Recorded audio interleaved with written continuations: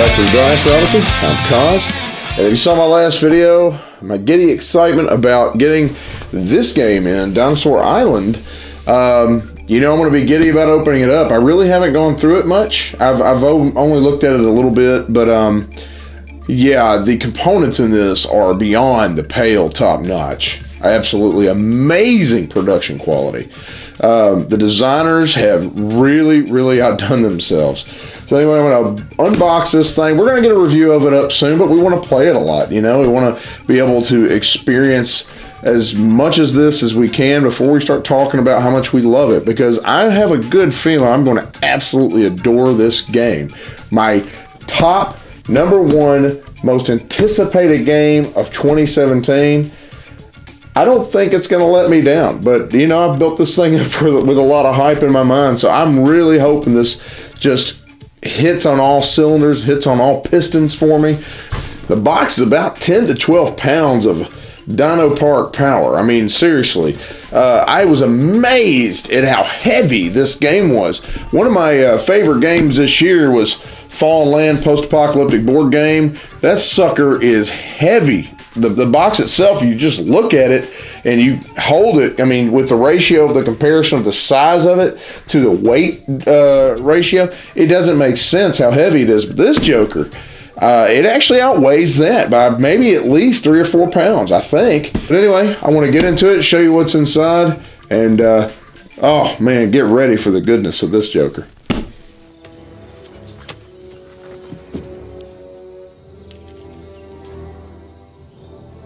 There, but we're going to at least show you what's generally in there. So check this joker out. Beautiful box. I honestly, you know, a lot of people said that they weren't sure about this artwork. I personally think the artwork's pretty darn good. I mean, you know, I guess because, I don't know, I've got an eclectic style that I like, and this just kind of hits me. I know it could have gone more realistic, but I really like the idea that they didn't go completely realistic on this. The darker tones, because a lot of games have that. It's nice to actually have something that stands out in terms of artwork and stands out in terms of what I've seen on the table. So let's take a look. Look at this thing. You got your rule book there. Oh, cool. Nice. Looks like a brontosaurus on the back. Oh, yeah. Well laid out rule book. At least that's what it looks like. We're going to find out soon enough, I'm sure. Look at this joker right here. All right, any of the 90s kids, you will recognize these things. I think they're a little bit smaller than original Pogs, but yeah, you kind of recognize this. I like the idea. I mean, granted, some people say, who cares? But personally, I like it. I like it. I like the fact that they actually went the extra mile to kind of pull the 90s flair out of the artwork. And so they even added Pogs in there. And trust me, you can use the coins as the slammers. Those suckers are heavy. Now, excuse me. Here's some of the attraction pages. Again, see, I haven't even punched it out yet. The attractions and, you know, other things on there that you can deal with. Oh, man, look at that. Look at that. It's like a SimCity Jurassic Park, basically. That's so cool. I'm so excited. And we got more of that. Look at this. I mean, this box is just bursting at the seams with just dino goodness. And look at that. That's just that's just dino. Oh my gosh, that's just Jurassic Parking the crap out of me right now. But yeah, I'm loving the design. I'm loving it. Just from the artistic style. And oh my dear goodness, let me show you these real quick. These are, I think, some of your main player boards. Okay, take a look. Terraforming Mars, take note. Instead of having cubes that slide everywhere, you can have cubes that rest in indentions, see? Oh, I mean, that was the one thing about Terraforming Mars that really bugged me, besides the cubes kind of flaking off. I love player board indentions. Scythe kind of, you know, I mean, be honest, Scythe kind of spoiled all of us, whoever's played it. I mean, the player board indentions, the cube indentions, that's awesome. And I like the fact that they've got different names for each of your each of your corporations. Look at that. They even got the design, the publisher's name in there. That's cool. So there's 4 of them for 4-player. And then if you look, your excitement level, your victory point tracker, your turn order, all of that's very well laid out like that. This is where you actually, if I remember correctly, you actually put your dice there to figure out what DNA you're going to take. You know, you're going to send your scientists in. It's a worker placement game, so you're going to be placing scientists and other workers and such to get different things. You got your increased cold storage area. You got all sorts of different things here that you can do, and that's really cool. And then this is another part of your player board area where you actually build your attractions. And I like the fact that it's not the same with everyone. See, like that one was that, but that one is the Gallimimus, right? See, the Hadrosaurus, the Albertodromius. Okay, I don't know how to pronounce that. I'm assuming, because I can't remember every little detail. I hadn't played it yet, so I've checked it out on Tabletopia, but I haven't messed with it in a while. This is basically your Phase 2 area. I like the idea, though, that they have the Phase 2, the Phase 3, the Phase 4. It's basically like, oh, okay, I go to this board next. Oh, I go to this board next. That's really nice. Let's see, market stacks. They've got Dino research area. A lot of really cool items. I think that's your main market where you can purchase things here. Kind of shows that.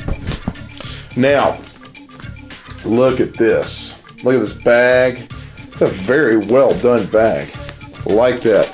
And, oh man, look at all those meeples. I mean, they're kind of tiny as a matter of fact, but I like them. And even more, we got more meeples here. I'm excited to find out all the details on those. Oh, the cubes. I can already tell just feeling them through the bag how nice they are, really.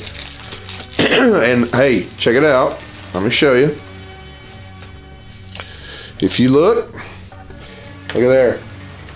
These cubes, they stay in their spot. Well, not unless you shake it really hard, but if somebody bumps the table, it's not going to really move them much, you know. But I like the idea that they have the indentation. See, they're not really moving, and I'm shaking them pretty well, you know. Now, if I jolt it pretty hard, it's going to move. So, but yeah, I like that idea. I like the fact that that is indented for these cubes. That is something I think every game really should invest in.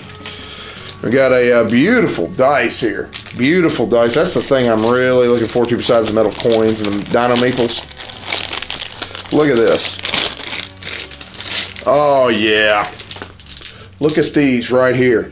These are, I forget the terminology for it. It's not heat press, but, you know, somebody will get on here and probably help me out. I forget the term, but they're not indented on here, the different symbols and things, but they're pressed on by heat somehow. I can't remember the exact thing, but it's supposed to be pretty hard to rub off, which is really good. I'm excited about that fact. I hate it when dice, they're absolutely integral to the game and they rub off because somebody didn't use enough of you know, a good element to put on that die. So that's really beautiful, and I love the translucency. Look at that. Oh, it's gorgeous, gorgeous. And then you got your scientist beaker meeples. Oops, sorry. Yep, got a bunch of them in there for each character. Okay, this is hilarious. This is awesome. Look at this fast pace. Totally bringing me back to the 90s. I mean, come on. If I can get the darn thing open.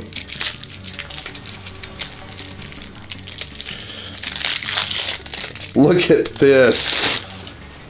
Is that not cool? As a matter of fact, unless I'm mistaken, this is actually a lot more durable than the ones that came out in the 90s. Of course, you know, you're going to have better probably resources now to make these things, and it works pretty well. I got a big wrist, so I'm kind of amazed it even made it all the way around.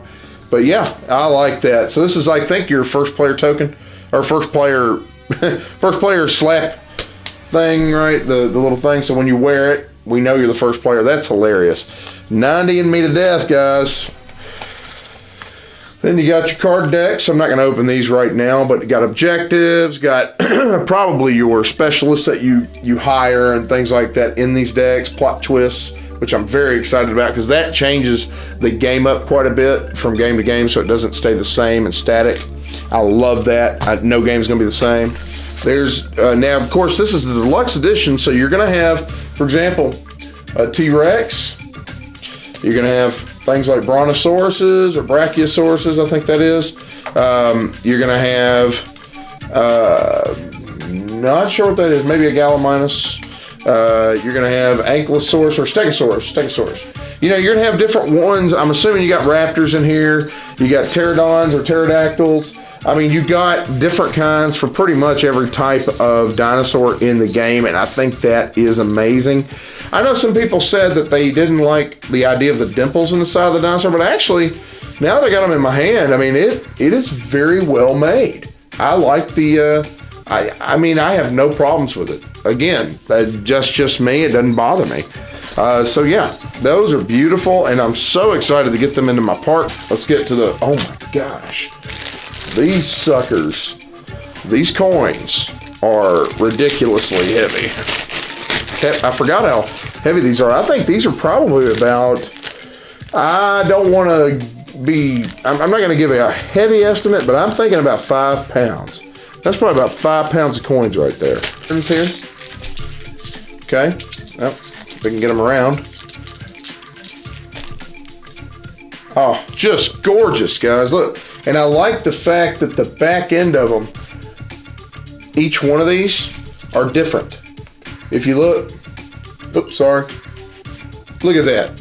Different all the way through, and even on the ones, which obviously you're gonna have the most of there. Look at that. Beautiful. And look at there. Oh, just absolutely gorgeous. And I'm telling you, these metal coins make all the difference in the world. These suckers are thick. They're extraordinarily thick, and they are heavy, and they feel durable. Like they can take a hit, and you probably won't get many scratches off of them. So anyway, yeah, loving this. Loving just the production quality on this game. Love this bracelet. It's bringing me back to my childhood. That's hilarious. That's awesome. These guys thought of, I can't think of anything they didn't think of, you know? So anyway, that's the unboxing of Dinosaur Island.